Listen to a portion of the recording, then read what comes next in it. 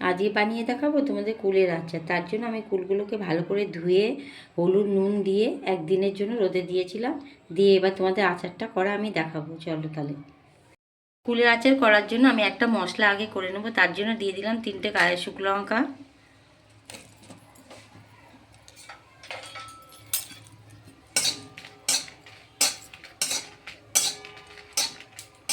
শুকনো লঙ্কাটা একটু ভাজা ভাজা হয়ে গেছে। দিয়ে দেবো 1 চামচ ধনে, জিরে আর 1 চামচ মৌরি। মশলাটা ভালো করে ভেজে নেব। এই মশলাটা ভাজা ভাজা হয়ে এসছে। এবার আমি মিক্সিতে এটা গুঁড়ো করে নেব। কড়াইতে একটু তেল দিয়ে দেবো। একটা শুকনো লঙ্কা ফোড়ন দিয়ে দেবো। রোদে দিয়ে রাখা কুলগুলো দিয়ে দেবো।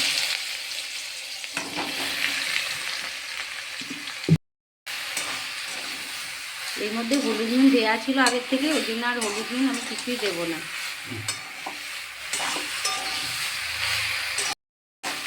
কুলগুলো একটু ভাজা ভাজা হয়ে গেছে। এবার আমি 500 গুড়, আখের গুড় নিয়ে এসেছি, সেই গুড়টা দিয়ে দেবো।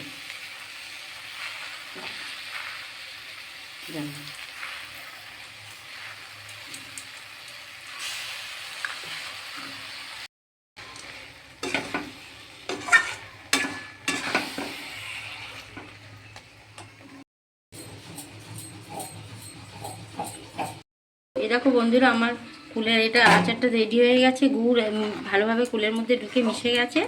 এবার আমি মশলাটা, ভাজা মশলাটা যেটা আগের থেকে করে রেখেছিলাম, এই ভাজা মশলাটা দিয়ে নামিয়ে ফেলবো।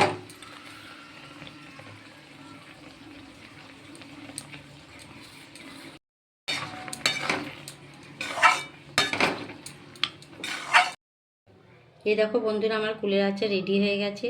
এইভাবে করবে, খুব ভালো লাগে খেতে। আর 1 বছর রেখেও খাওয়া যাবে, নষ্ট হবে না এই আচার।